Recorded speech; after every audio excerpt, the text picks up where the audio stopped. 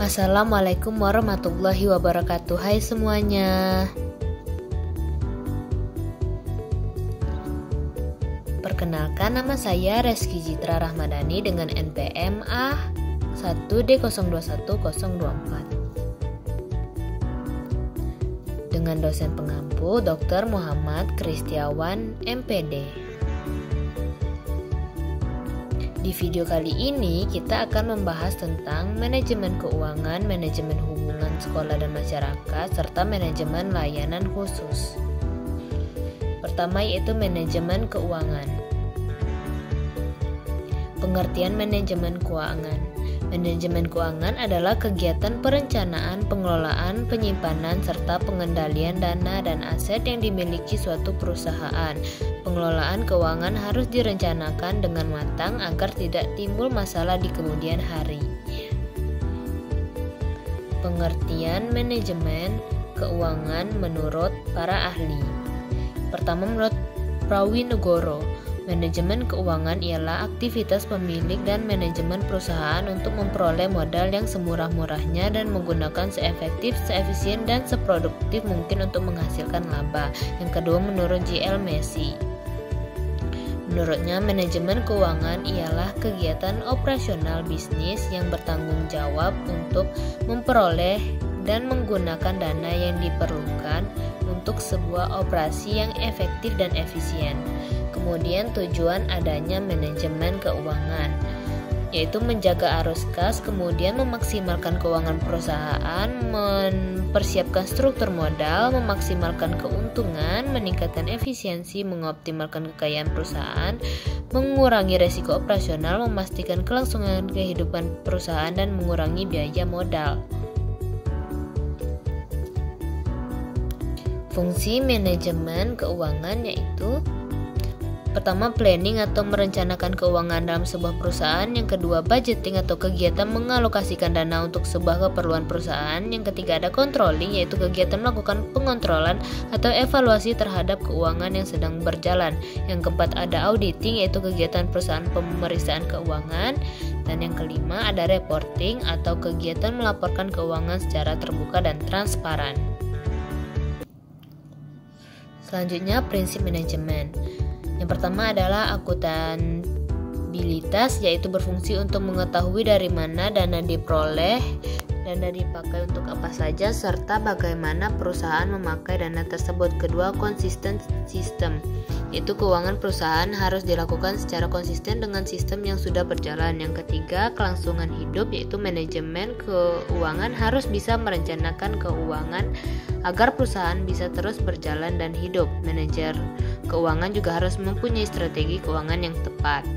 Selanjutnya, ruang lingkup manajemen keuangan ada aktivitas penggunaan dana, kemudian ada aktivitas perolehan dana, dan yang terakhir ada aktivitas pengelolaan aktiva. Tips mengelola manajemen keuangan: pertama, pisahkan antara rekening pribadi dan keuangan perusahaan.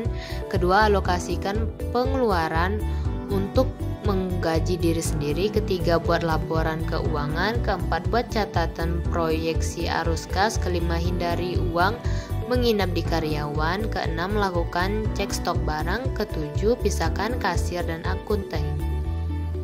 Yang kedua yaitu manajemen hubungan sekolah dan masyarakat. Pengertian manajemen hubungan sekolah dan masyarakat yaitu sarana yang mempunyai peran yang menentukan dalam rangka usaha mengadakan pembinaan, pertumbuhan, dan pengembangan murid-murid di sekolah. Tujuan hubungan sekolah dengan masyarakat yaitu: satu, meningkatkan kualitas belajar dan pertumbuhan anak. Yang kedua, meningkatkan pemahaman masyarakat akan pentingnya pendidikan dan meningkatkan kualitas kehidupan masyarakat. Ketiga, mengembangkan semangat saling bantu antara sekolah dengan masyarakat demi kemajuan kedua belah pihak. Keempat, meningkatkan kualitas pembelajaran dan pertumbuhan peserta didik. Kelima, berperan dalam memahami kebutuhan-kebutuhan masyarakat.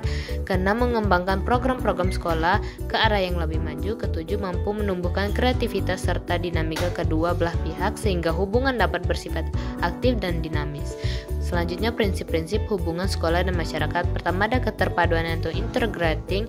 Yang kedua, ada berkesinambungan atau continuity. Ketiga, ada cover atau coverage. Keempat ada sederhana atau simplicity. Yang kelima ada konstruktif. Dan yang keenam ada kesesuaian atau adaptability. Dan yang ketujuh ada luas atau flexibility. Selanjutnya yang ketiga ada manajemen layanan khusus.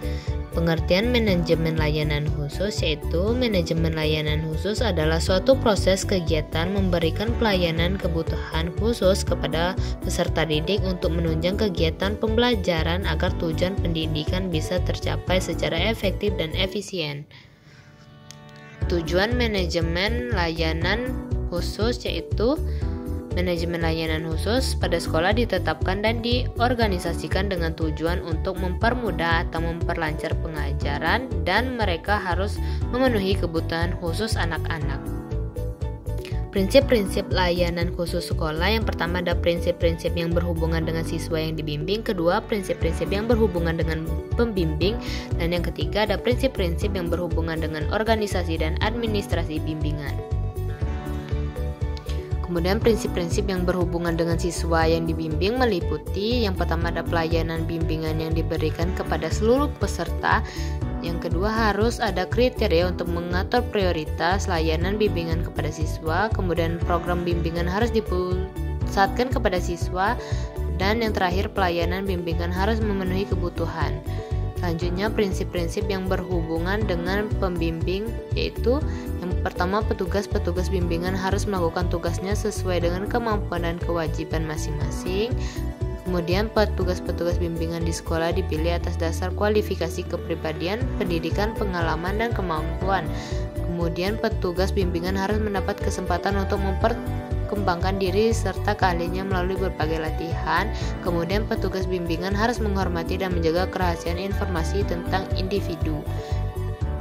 Selanjutnya prinsip-prinsip yang berhubungan dengan organisasi dan administrasi bimbingan meliputi yang pertama bimbingan harus dilaksanakan secara berkesinambungan. Kemudian dalam pelaksanaan bimbingan harus tersedia kartu pribadi bagi setiap individu. Hal ini dapat digunakan untuk kemajuan individu yang bersangkutan.